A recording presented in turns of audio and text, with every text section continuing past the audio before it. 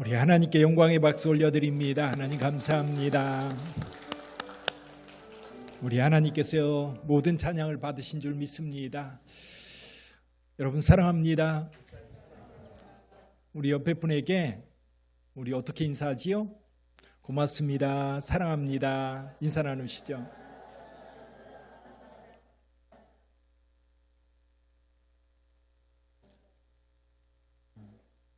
저도 며칠 잊어버리고 있었는데요.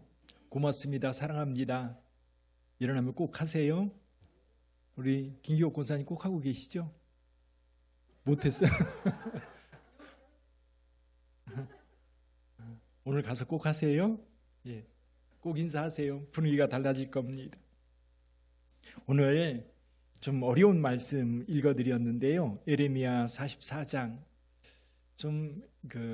예루살렘이 멸망당하고 이제 많은 사람들이 죽임을 당하고 흩어졌던 사람들이 모였다가 애굽으로 떠나는 그런 상황에서 예레미야가 마지막으로 이제 유다 백성들에게 주신 말씀입니다. 오늘 우리가 좀 던지고 싶은 질문이 이겁니다. 왜 탕자는 집을 떠나려 할까? 왜 탕자는 집을 떠나려 할까?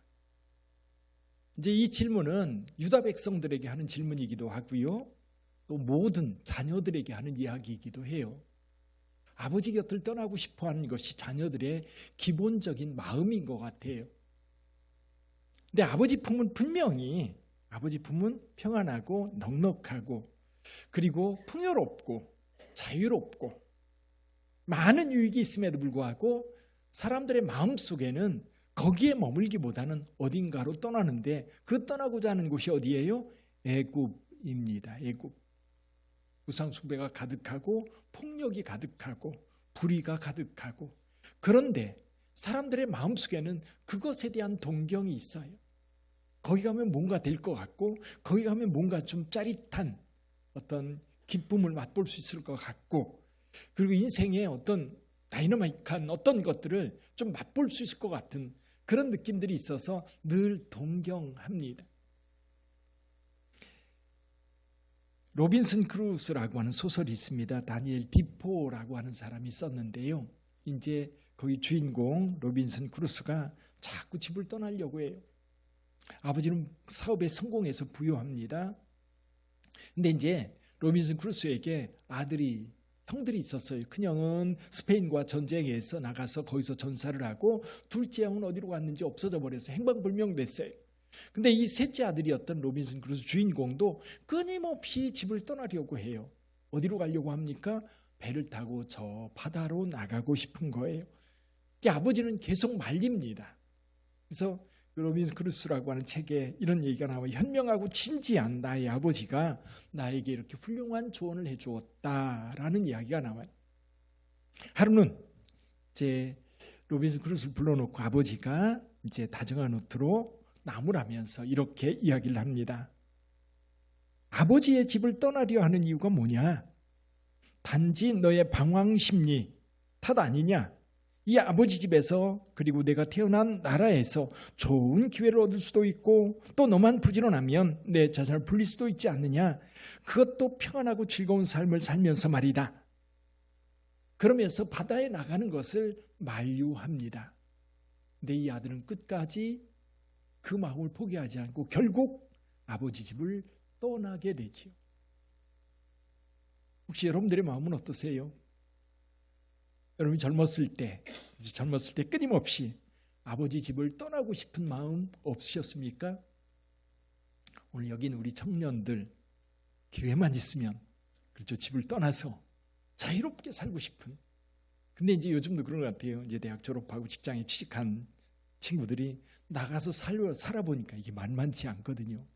돈도 만만치 않고 이게 삶이 그렇게 호락호락한 게 아니거든요. 그럼에도 불구하고 아버지 집에 들어오기 싫은 묘한 감정들이 사람들의 마음속에 있는 거예요. 그래서 오늘 저는 이 유다 백성들이 가지고 있었던 그 마음, 하나님의 백성, 하나님의 택한 백성이라고 스스로 생각하고 선택받은 민족이라고 하는 자부심을 가지고 살면서도 끊임없이 아버지를 떠나려고 하는, 끊임없이 애굽으로 돌아가려고 하는 유다 백성들에 대한 이야기를 나누면서 아버지의 사랑을 한번 생각해 보려고 합니다. 자, 이스라엘 백성들 처음 애굽에서 노예 생활할 때를 한번 생각해 보세요. 그때 삶이 어떤 삶이었지요? 출애굽기에 보면 이스라엘 백성들이 너무 고통스러워서 그 신음소리가 어디에 상달했다? 저 하늘에 상달했대요. 그 신음소리와 그 고통소리가 하나님께 들렸대요. 얼마나 힘들었을까요? 근데 그들에게는 하나의 약속을 붙잡고 있었어요. 그게 뭐냐면 아브라함과 이삭과 야곱의 하나님. 그 하나님께서 조상들 아브라함과 이삭과 야곱에게 약속하신 땅이 있었어요. 그 땅, 가나안 땅, 그 후손들에게 주겠다라고 하는 그 땅, 그것만 붙잡고 있는 거예요. 언젠가 하나님께서 누군가를 보내서 우리를 거기로 인도할 거다. 그래서 견디는 겁니다. 꿈이 있었고 소망이 있었기 때문에 견디는 거거든요. 하지만 그 약속이 있어도 현실은 어때요? 너무너무 곤고하고 너무너무 힘들고 너무너무 죽겠는 거예요. 그럴 때 하나님께서 모세를 통해 그들을 정말 애굽에서 구해내셨어요. 애굽을 떠났습니다. 애굽 군대가 쫓아옵니다. 거기에 맞닥뜨려 싸울 수도 없습니다. 앞에는 홍해바다 가로막혀 있습니다. 그때 하나님께서 홍해바다를 열어 그들을 안전하게 저 건너편으로 인도하셨습니다. 이제 더 이상 애굽 군대가 쫓아올 수 없는 진짜 자유, 우리만의 자유. 그런데요, 그 자유가 며칠 못 가요. 한 3일 지났는데 물을 찾다 보니까 물이 없습니다. 물이 없어서 어떻게 해요? 출애굽기 17장 3절에 보니까 이렇게 말씀합니다. 거기서 백성이 목이 말라 물을 찾음에 그들이 모세에게 대하여 원망하여 이르되 당신이 어찌하여 우리를 애굽에서 인도해 내어서 우리와 우리 자녀와 우리 가축이 목말라 죽게 하느냐. 모세가 강제로 그들을 끌고 나왔습니까? 아니지요. 그들이 거기서 벗어나고 싶은 것이 그들의 마음이 다였어요. 정말 지긋지긋 그 삶에서 벗어나고 싶었던 것이 유다 백성들, 이스라엘 백성들의 마음이었습니다. 그런데 조금 불편하니까 어때요? 왜 우리를 여기로 이끌어내서 우리 여기서 죽게 하느냐? 애굽을 다시 소망하는 겁니다. 차라리 거기 있었으면. 근데 나중에요, 한 2년쯤 지났을 때 가데스 바네아에서 가나안 땅 정탐합니다. 정탐하고 돌아온 이 정탐꾼들이 보고를 하지요. 야, 그 땅 가보니까 진짜 젖과 꿀이는 땅, 정말 좋은 땅, 풍요로운 땅이더라. 그런데 거기 성읍들을 보니까 성읍들이 견고하고 높고, 그리고 거기 사람들 보니까 네피림의 후손들인데 얼마나 장대한지 우리가 그들 앞에 서니까 메뚜기 같더라. 우리는 절대 거기 못 간다. 그렇게 이야기할 때 백성들이 어떻게 원망합니까? 민수기 14장 3, 4절을 보니까 이렇게 얘기를 해요. 어찌하여 여호와가 우리를 그 땅으로 인도하여 칼에 쓰러지게 하려 하는가? 우리 처자가 사로잡히니 애굽으로 돌아가는 것이 낫지 아니하랴. 이에 서로 말하되 우리가 한 지휘관을 세우고 애굽으로 돌아가자. 애굽으로 돌아가자. 애굽은 어떤 곳이에요? 죽지 못해 살던 곳이에요. 근데 거기로 가재요. 왜? 지금 좀 불편하다고. 좀 지금 불편하다고. 뭔가 지금 마음에 걸린다고. 애굽이라고 하는 것은 묘한 욕망이 있어요. 큰 나라 이집트, 전통적인 강국입니다. 비록 노예로 살더라도 그 큰 나라에서 이집트라고 하는 우산 밑에서 안전할 것만 같은 그런 삶. 가끔 이제 미국에 이민 가서 살고 있는 친구 목사님들도 있고 거기에 가서 사는 사람들 생각해 보면 가끔 그런 경우 정말 잘 사는 사람들이 있습니다. 근데 정말 여기 살 때는 정말로 괜찮게 살던 사람들이 거기에서 정말 힘들게 살아가는 사람들이 또 부지기수입니다. 요즘에는 어떻게든지 한국에 좀 돌아오고 싶어가지고 대부분의 목사님들이 기회만 있으면 한국에 돌아오고 싶어 합니다. 그런데 여전히 우리는 뭔가 좀 세상 욕망이 가득한 그곳에 마음을 두고 그곳을 향해 가려고 합니다. 근데 그 마음이요, 그때로 끝나는 게 아니라 끊임없이 우리 마음속에 DNA처럼 마음속에 심겨져 있는 것 같아요. 출애굽을 때 그 마음, 지금 오늘 본문의 말씀의 상황에서도 동일하게 그 마음, 이스라엘 백성들 마음속에 그대로 남아있는 거예요. 자, 예루살렘이 다 패망했습니다. 성벽 다 무너지고요. 성전 다 불탔고요. 거기 사는 사람들 다 칼에 죽고 전염병에 죽고 기근에 죽었어요. 일부의 사람만 바벨론 포로로 잡혀갔습니다. 근데 여러분, 기원전 586년에 예루살렘 성이 멸망당할 때 그때 포로로 잡혀간 사람들은 얼마 안 돼요. 다 죽었어요. 근데 그때 포로로 잡혀갔던 사람들보다는 그 전에 11년 전에 포로가 되어서 잡혀갔던 사람들, 그 사람들이 실은 바벨론의 주류 유대인들의 그룹을 형성하고 있었어요. 근데 이제 전쟁이 나니까 또 피난 간 사람들이 있었어요. 근데 바벨론 군대가 예루살렘을 다 이제 폐허로 시켜놓고 떠납니다. 떠나면서 그달랴라고 하는 사람을 총독으로 세워서 남아있는 사람들, 유다에 남아있는 백성들, 그들로 하여금 포도원과 그리고 이제 그 지역을 관리하게 하고 떠나지요. 그러니까 바벨론 군대가 떠났다는 이야기를 듣습니다. 그리고 그달랴가 총독이 되었다는 이야기를 듣고 흩어졌던 사람들, 주변에 암몬, 모압 또는 에돔 여러 지역에 흩어졌던 유대인들이 다 모입니다. 모였는데 그때에 이스마엘이라고 하는 왕족이 있었는데 그 왕족이 그달랴를 쳐 죽여요. 그러니까 거기 모였던 백성들이 어디 갈 데도 없고 그러니까 이스마엘 따라가다 보니까 이스마엘이 또 자기들에게 어떻게 할지 몰라가지고 정말 두려움 가운데 길을 가는데 그때 한 무리의 사람들이 나타나요. 요하난이라고 하는 사람이 나타나서 사람들을 리더하니까 이스마엘은 요하난이 두려워서 저 암몬으로 도망가고요. 나머지 백성들이 이제 요하난을 중심으로 모여 있었습니다. 근데 이 사람들을 향해서 이제 에레미야는 여기 남아라, 여기 있어라. 그러면 살 거다. 그달랴로 계속해서 그렇게 얘기했었는데 이 사람들은 애굽으로 내려가려고 해요. 근데 이제 마음으로 내려가려고 하는데도 마음이 좀 찜찜한 거예요. 그래서 에레미야에게 요청합니다. 우리를 위해서 기도해다오. 그럼 당신이 하나님이 말씀하시면 말씀하신 대로 행동하겠다. 그렇게 얘기를 합니다. 그렇게 얘기를 하니까 에레미야가 뭐라고 얘기해요? 너희가 그렇게 얘기해도 하나님의 말씀 듣지 않을 걸 내가 안다. 그러나 내가 하나님 앞에 기도한다. 그리고 열흘 동안 하나님 앞에 간절히 기도할 때 하나님이 응답을 주셔요. 어떻게 응답을 주셨어요? 애굽으로 내려가지 말고 여기 살아라. 여기 살면 살 거다.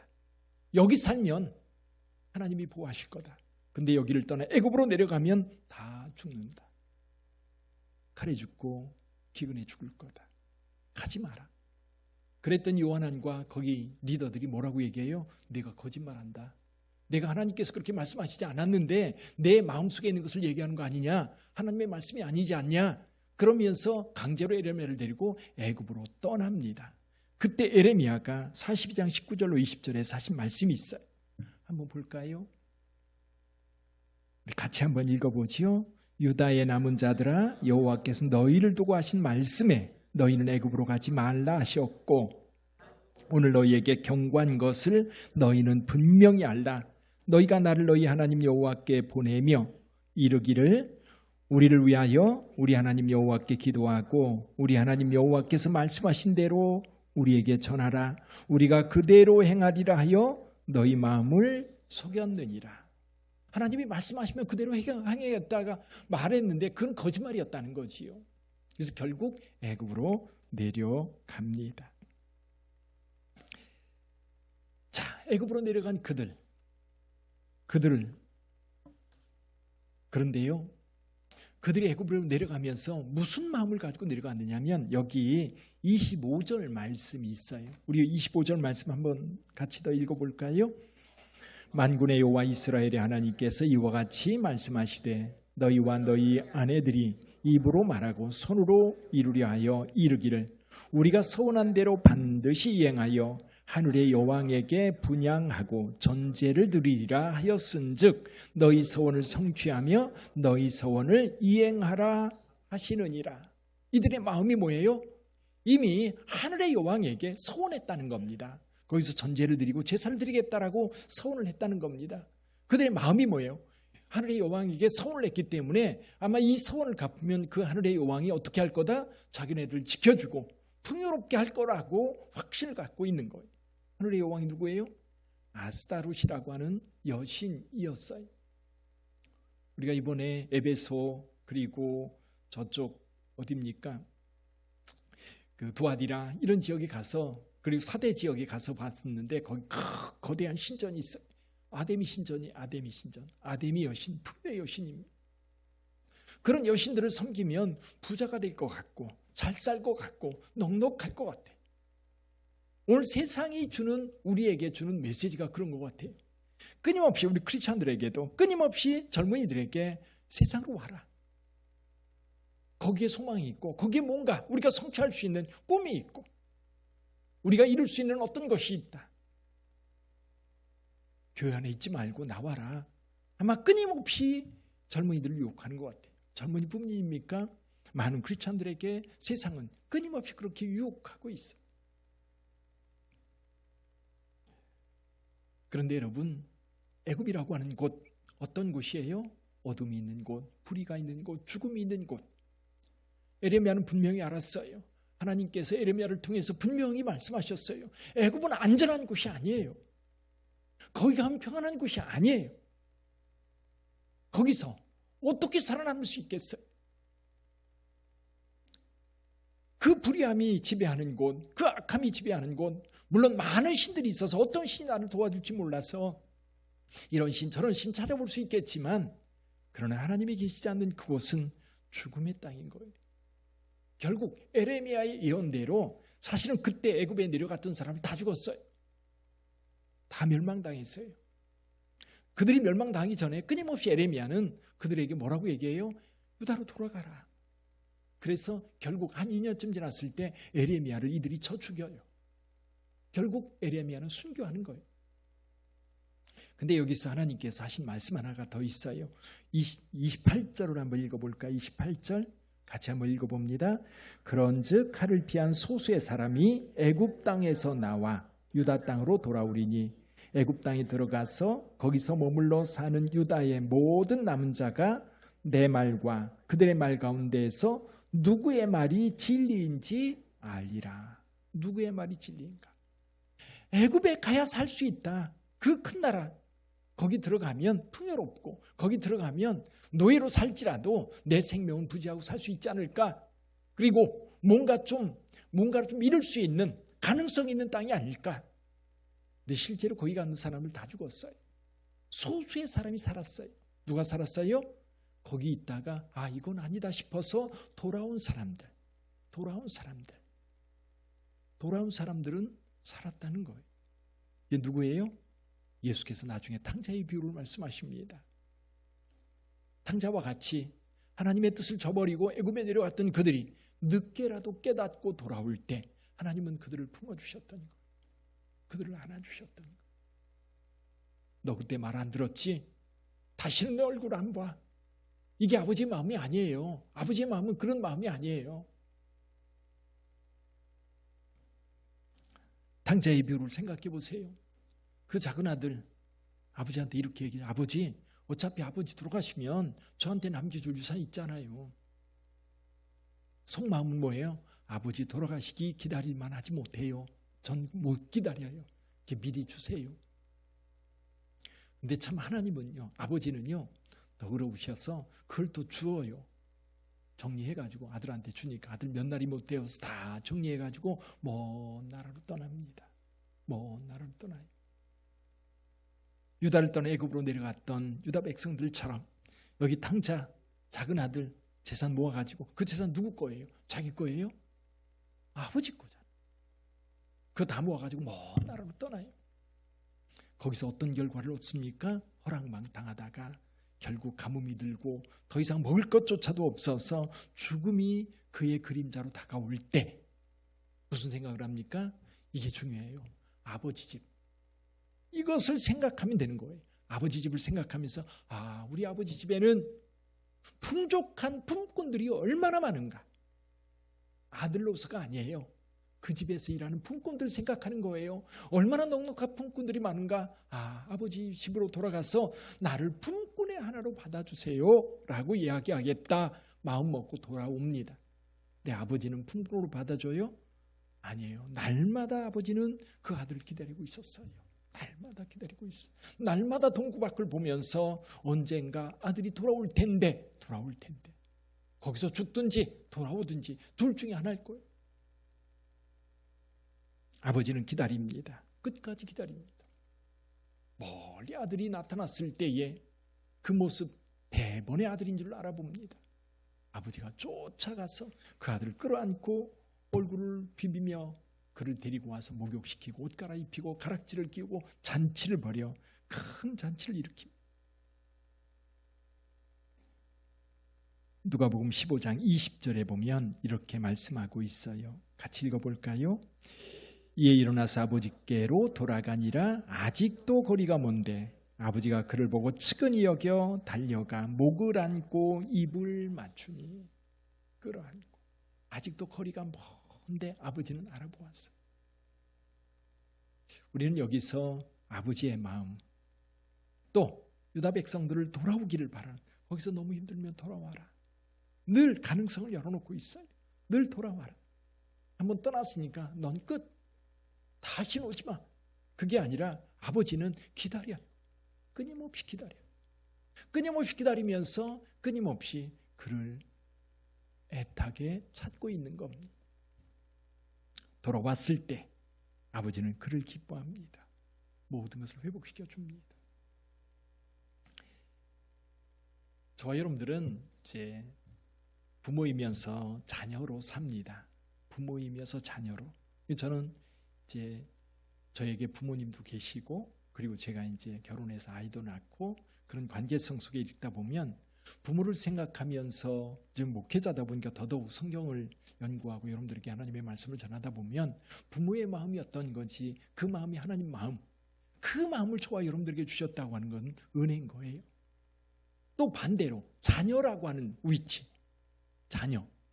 근데 우리는 그런 것 같아요. 우리는 자녀들에게 부모의 마음을 갖는데 자녀로서 부모의 마음을 이해하지는 못하는 것 같아요. 똑같이 중간에 낀 세대예요. 내게 자녀가 있습니다. 내게 부모가 있어요. 자녀를 향해서는 부모의 마음을 나타내는데 부모님이 내게 베푼 그 마음을 자녀의 마음으로 부모를 보지 못하는 것 같아요. 이게 우리 인간의 모습인 것 같아요. 그러다 보니까 하나님을 풍성하게 알기가 어려운 거예요. 근데 하나님은 분명히 우리에게 부모도 주시고 자녀를 주면서 이게 하나님의 사랑, 하나님이 어떤 분인지를 이 둘 관계 속에서 나타내 보여주는 거예요. 자녀를 보면서도 하나님 마음이 이런 마음이겠구나. 우리 부모님의 마음도 이런 마음이겠구나. 이거를 동시에 생각할 수 있어야 되는데 이걸 동시에 생각하지 못하는 거지. 그래서 우리는 자녀들을 향해서 부모의 마음만 주장합니다. 근데 우리는 반대로 부모로부터 받은 것을 생각할 수 있어야 돼요. 부모가 어떤 마음으로 나를 생각했는지를 되돌이킬 수 있어야 돼요. 밑에만 볼 게 아니라 돌려서 그분이 나에게 어떻게 행동했는지, 어떤 마음으로 나를 여기까지 끌었는지를 돌아볼 수 있어야 돼요. 그때 하나님의 마음을 이해하게 되는 것 같아요. 그때 우리 하나님이 아들을, 독생자이신 아들을 우리에게 왜 내어주었는지를 이해하게 될 것 같아요. 우리는 자녀의 마음이 아니라 부모의 마음만 생각하니까 자식들한테 잔소리만 하는 거예요. 잔소리만. 그 마음을 우리 부모님들이 나를 향해서 가지고 있었고 내가 그 마음을 이해한다면 아버지에게로 돌아오는 것은 당연한 거예요. 그래서 오늘날 여기 계신 여러분들은 아버지 안에 있으니까 편안할 거예요. 아버지 안에 있으니까 그 하나님으로 인하여 위로도 받고 힘도 얻고 지쳐있을 때 위로도 받고 그럴 겁니다.